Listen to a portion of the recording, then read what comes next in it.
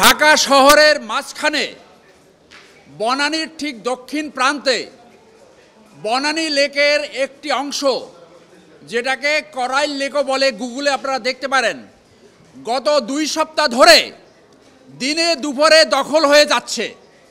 এই লেকের এক অংশ আগেই দখলকৃত ছিল, সরকার সেইটা পুনরুদ্ধার করার কোনো ব্যবস্থা গ্রহণ করেনি। 5ই আগস্টের পরে আমরা আশা করছিলাম বাংলাদেশে আইনের শাসন হবে, সরকারি কোনো সম্পত্তি দখল হবে না, জলাধার দখল হবে না। কিন্তু গত 2 সপ্তাহ ধরে আমরা দেখছি এই লেকটা দুষ্কৃতিকাররা চোখের সামনে দিনে দুপুরে দখল করছে।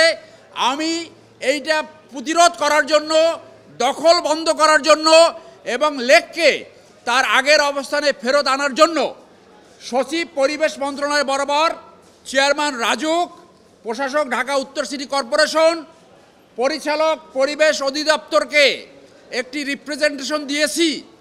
এরপরও যদি বন্ধ না হয় তাহলে আমরা দ্রুত একটি আইনি ব্যবস্থা নেব।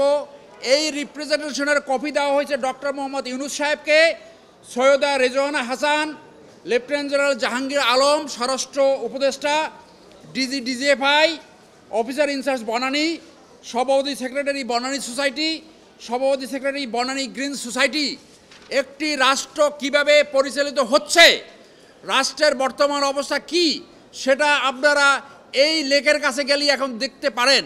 ঢাকা শহরের মাঝখানে যদি একটা লেক এইভাবে দিনে দুপুরে দখল হয়ে যেতে পারে, তাহলে বাংলাদেশের অবস্থা কি সহজে অনুমেয় এবং আগামী দিনে বাংলাদেশ কিভাবে চলবে সেইটাই একটা, আমরা সেই ধরনের একটা আশঙ্কা পোষণ করছি। জলবায়ু আইনে, পরিবেশ আইনে রয়েছে কোনো 1 ইঞ্চি জলাধার বন্ধ করা যাবে না।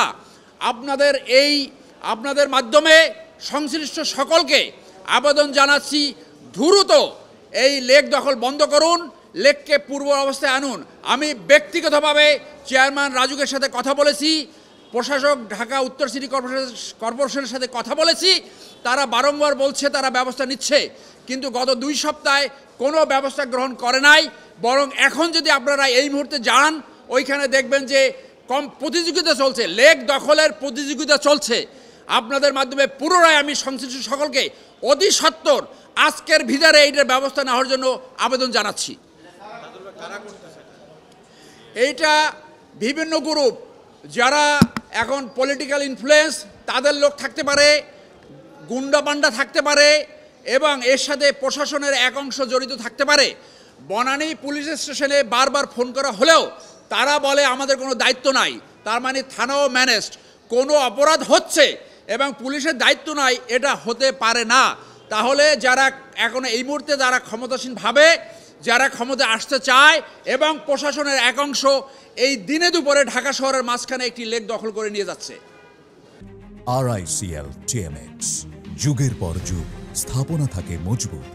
এই 4 পাশ থেকে দখল করতেছে। আপনারা গেলে অন্তত 50টা নতুন ঘর দেখবেন, এখনও এখানে বাঁশ দিয়ে দখল করছে, যেন জলাধার এবং লেক দখল হয়ে যাবে, কারো কিছু করার নাই।